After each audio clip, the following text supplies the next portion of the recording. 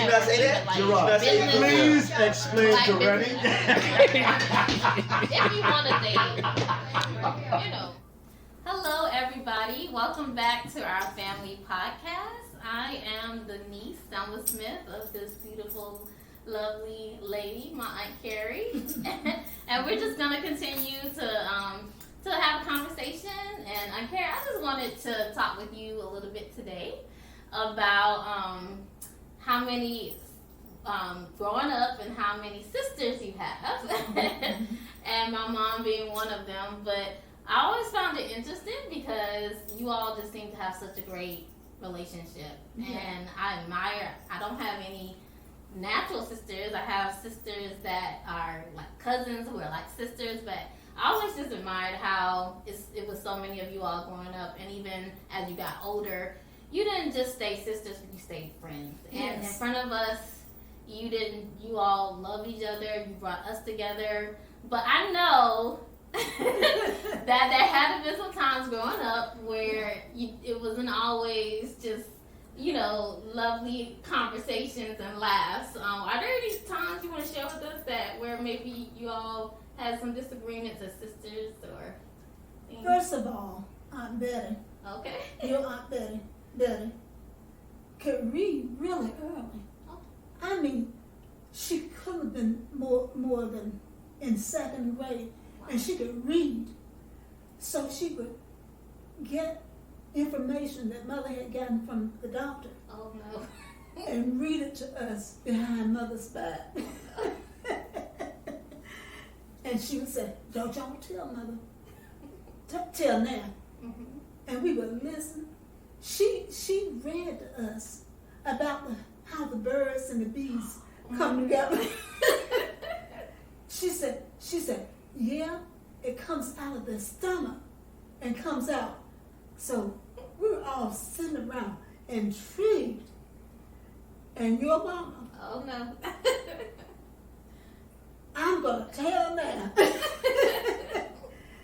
And the minute Ned came around to where we were, she hopped and said, "Mother's reading to us about where babies come from." and Bump, we call her Bump, was so shocked. She looked at and she said, "Well, I was just reading." Mother took all that information.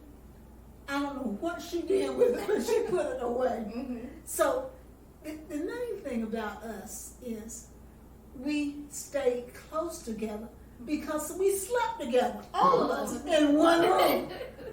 One room. Wow.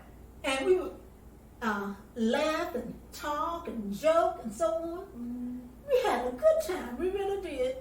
And if anything seems to be going wrong, we fixed it ourselves. We talked about it and worked it out. And as we grew older, it seems like all of us wanted to do something for ourselves that would make us go higher in terms of intellectual abilities and so on. And I'll never forget when I came to Livingstone in 1966. Everybody was real excited about my coming. And 1 year later, Anna came to Livingstone. Mm-hmm. And she followed me. Yeah. She went to the Virginia Union School of Theology, now called the Samuel D. Rick Proctor School of Theology. And Betty was interested in something. She wanted to go up to New York, get a job, and work. And she found something on a newspaper or something and applied for some kind of a certificate in learning about working at a bank. She worked for maybe about a year as maid up there. And she got off into working at the bank before she came back. Excuse me. And Rosa, she was really sweet. She was kind of fast, so she went away to Washington D.C. She was so in love with Pete at the time, and she was already pregnant with Dexter. Dexter has a different daddy, and Rosa got into this some kind of shop that does clothes, kind of like a laundromat or something. So I went and talked to her. I said, "You got to do better than this."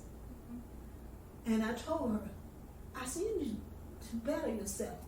She got a job. First of all, took a course, got a job as a federal person. She worked in insurance and did fabulously well. Yeah. She did really well and had that job up until she retired. And then Queen, of course, went away to college at Virginia Union, and I think she made about 2 years, and then she and Tommy got married. She said it wasn't for her. She went to VCU, which was probably not the best. That's the school I went to for my master's in social work. She went to VCU, Virginia Commonwealth University, and she was working and doing well. Stayed at my place while I was away in Africa and so on. So by the time I came back, she and Tommy were ready to hook up. Mm-hmm. They got married, and they were married 10 years before they had one single child. 12. And 10 years. And then after they started having children, they just had them run one after another one. Mm-hmm. And Tommy told the doctor, "She got to stop there. I don't want them more." So that was really interesting. Meanwhile, Queen went into teaching, a teacher assistant, and she stayed there and did really well with her children as well as other children that she worked with. So Janice was she came after St. Joseph and Adolph, and after Kitten, my Aunt Mary, Mary went away to school too. Mm-hmm. She was real smart though. She was a math major. And she went to Virginia Union, where Annie was at that time, dorm director. Mm-hmm. And she would go up and she would go and she would want to talk to Aunt Annie, not your mother, and Cindy's aunt, and she couldn't get in because people were crowded around her. Mm-hmm. She was an excellent counselor. She really was. Mm-hmm. And so she went ahead and finished, and then she went to the Samuel Dewitt Proctor School of Theology. Mm-hmm. And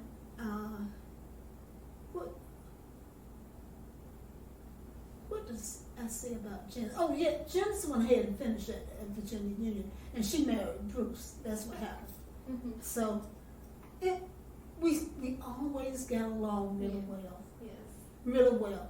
The one problem I had as we got older was Janice seemed more into being with Bruce's family than she did with ours. And at the end, when Mother was sick, she didn't see her as much, nor did Samantha Beasley see her as much. So I talked to her about it, and she said, yeah, she should have done better. And Mother left Janice and Beasley some money. Mm-hmm. Yeah. She was real crazy about them. And Beasley, her house. But I encouraged that too. Yes. Mm-hmm. So God is, I told her. I said, you worried about Beasley?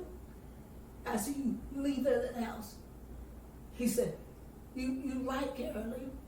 Said she's not she's not about doing things like y'all did.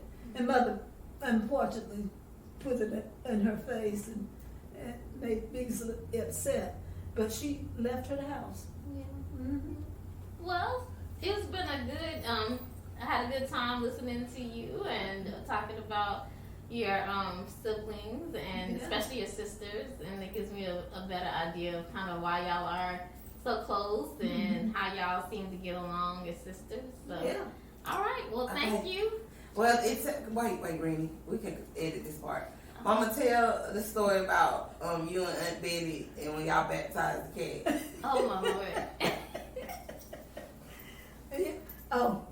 One interesting thing that happened was we would always play in church. And we were out in the yard one day, and it had come a rain.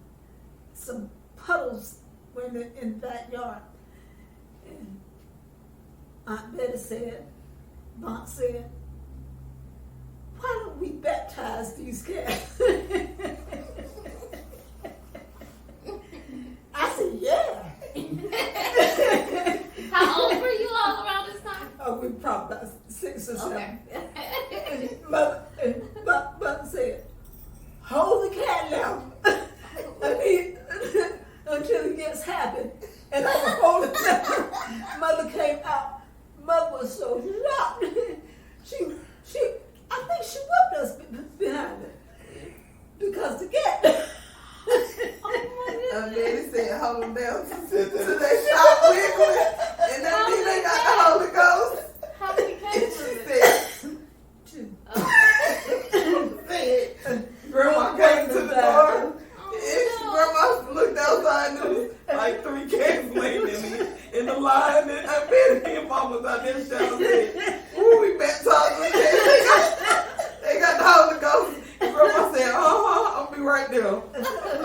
You know, they say that's how So killers y'all start. got into some troubles together too. Yeah, we got into some troubles. All right.